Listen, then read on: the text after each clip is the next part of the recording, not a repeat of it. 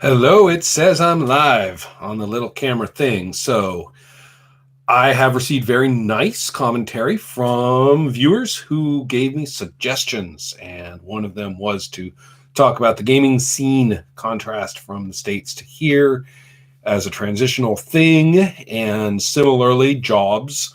So, very, my life in Sweden kind of stuff. And then there was the fellow who said, based on stuff I've done at the Patreon, pick a thing from the past, a cultural nugget, comics, games, movie, give us your sort of interesting spin on it, like, that thing I do. Okay, I'm kind of going with the latter in the context of the former. So catch my cleverness. And by the way, that's the last of that cute shit YouTube personality crap I'm doing for tonight. I just tried it for a minute and I'm already kind of nauseous. Well, I am going to talk a little bit about something which is a known thing. So it's not like it's an insight. Nordic noir, which basically means ICPU police procedural with occasional clinical nudity. Now, you may say, oh, I see that on Netflix all the time. We do that in the States. No, you don't. Not like this, you don't. No. Most people who are familiar with this in the States know through a show called The Bridge, or more properly, Bron. And it's, been remade in sort of there's a Russian one, there's an American-Mexican one, anyway, everybody's doing The Bridge, remaking The Bridge. And it's fine. I mean, we got into it just due to, being able to watch something in Swedish while we were still in the States. And then we continued to watch it after we moved here for its final season. And then I kind of clicked around on Netflix and there's like zillions of them. I mean, zillions. And it's terrible because I say to my Swedish friends, right, hey, I'm watching, this Nordic noir stuff. I'm kind of into it. And they're like, oh, that. Because they're so sick of it because it has been done and done and done again. And the rest of Europe and everywhere has totally caught on to it. The Belgians are mad about it. I mean, swing a dead cat and you'll hit a Belgian police procedural with the most repulsive murders possible. And these things are really formulaic, okay? You have to have a defective detective. Usually, the true formula has the and the whole shtick of The Bridge was that they were from two sides of, they lived very close to each other, but they were from two sides of a border. So all of the, the various cultural shticks can be examined, if that's what you want to call it, as opposed to simply, showcased for everybody to, to know. So, for example, in The Bridge, you have the Dane who can totally understand anything said in Swedish by all the Swedish characters, but the Swedes can't understand the word of the Danish. So, stuff like that. But anyways, it's not usually played for comedy, except for in kind of a dark way, because everything in these shows is in the dark way. The Bridge is filmed such that it's very trashy. I mean, it looks like the DDR. I mean, it's dirty and it's kind of scummy, and there's, people, homeless people like lounging in puddles, and it's just grim, and the bureaucracy. Everybody's a bully or cold or institutional, or ekes out a tiny bit of human warmth, just before somebody dies.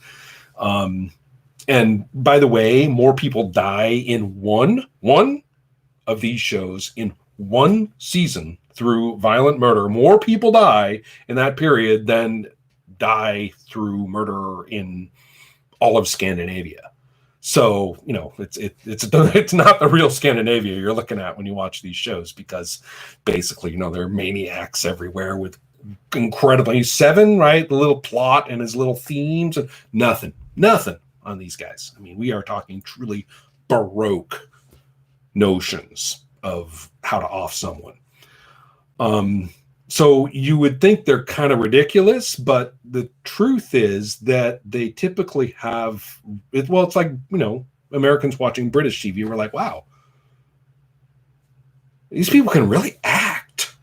or this is really good writing all the time. So you really kind of get into the casual interactions and stuff like that. I mean, it's really enjoyable, basically. So I kind of binged on a lot of these. I would be horribly embarrassed to list, because that would be the 12 or 15 minutes of this video gone just by listing. But I will give a hat tip to the Belgians for their true ickiness in terms of the actual murderousness and also the outright defectiveness of their detectives. They're just top of the line for that one. And the Brits have gone overboard with it, of course, to the point where you don't care about anybody in the show because they're all bonkers. And so, there's a bunch of those. The Spanish shows, actually, the Spanish have a talent. There's this sprawling telenovela. Oh, the Turks too. Turkish TV and the Spanish TV. With their sort of grim crime police procedural backstory that continues to elaborate and redraw. Remember those relationship map things that I did for my old, the Sorcerer's Soul, the supplement for my game Sorcerer, when I used detective fiction as models for how to put together these backstories and the information being very murky. And I'm not talking about mysteries, but detective, which is different. Anyway, though, I mean, the Spanish shows and the Turkish shows, they've got that taped. I mean, you will happily redraw your, who's related to who and who is whose son. Wait, what? And oh, wait, so that part was not real. That part was the fantasy from the schizophrenic guy. Okay, so that would mean instead that this happened. Anyway, you can keep yourself real busy for a while with the shows from those two countries. I may be stepping on toes here, but the Norwegians and the Finns got jealous and had to do, they saw the bridge and they were like, well, they're not the only Scandinavians around here, and they got to town on these things too, and of course went overboard. So their shows are again full of, you're like kind of going, yeah, you got the tropes and everything, but I mean it's just gross. Iceland there's one, okay, I'll name one. And it's notable because it's not about a string of disgusting bodies. It's about one dramatic moment that therefore gets worked out through all of the critical aspects of the culture. And it's called, in English, Trapped. So there you go. That's the one recommendation I'm making. I liked Trapped a lot. So, okay. But again, I mean, if I wanted to, if this was an edited video, you'd have this string of titles just scrolling the whole time through all of this. And I'm embarrassed, as I say. Last thing I want to say about it is that it is formula and all, prepackaged and all, trendy thing that everybody jumped on to repeat and all.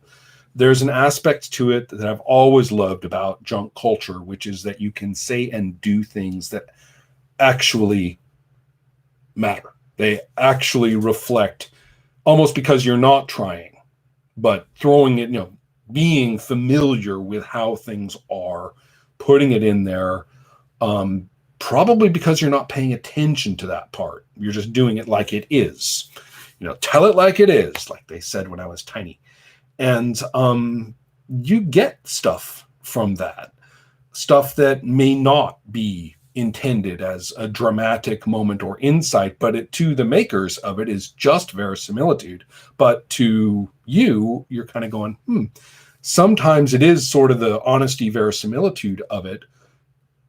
Other times it's the exposure of viewpoints that I'm pretty sure the makers of the show would certainly not have wanted me, for instance, saying, why, look at that. That's interesting. You've created this sympathetic immigrant character, and that's great, but I don't suppose you've ever really thought about this whole magical Negro problem or this whole, tokenism of different kinds, and look what you've done. And now let's take this other character who is just on for 5 minutes. There. That's very different. That's very solid. That one you paid attention to making because he was supposed to be this important hinge point in the plot, and we were supposed to be all, whatever, aware or something about it, but it didn't work. Whereas here, this other character you just threw in and, he did this thing, you're like, that actually is showing me something really solid. So, and I'm not talking about like performances, I'm talking about cultural stuff that goes with the show, that is imbibed by us as watching people. So anyway, whatever, terrible indulgence, as it may be, no particular virtue attaches itself to watching Nordic noir and its European and related and continental spawn proliferate. But it is definitely a thing here, and I am, for better or for worse, caught up in it. So here's the thing. In the comments, name one. If I haven't seen it, I'll say, you got me. I didn't see it. If I have, I'll say something about it. Because that's the curse in there. It's not a pundit thing, I'll say something insightful about this. That's marketable. No, it's more like, I had freaking thoughts. I was trying to watch a show and now I have a thought. So, name one. See what you catch.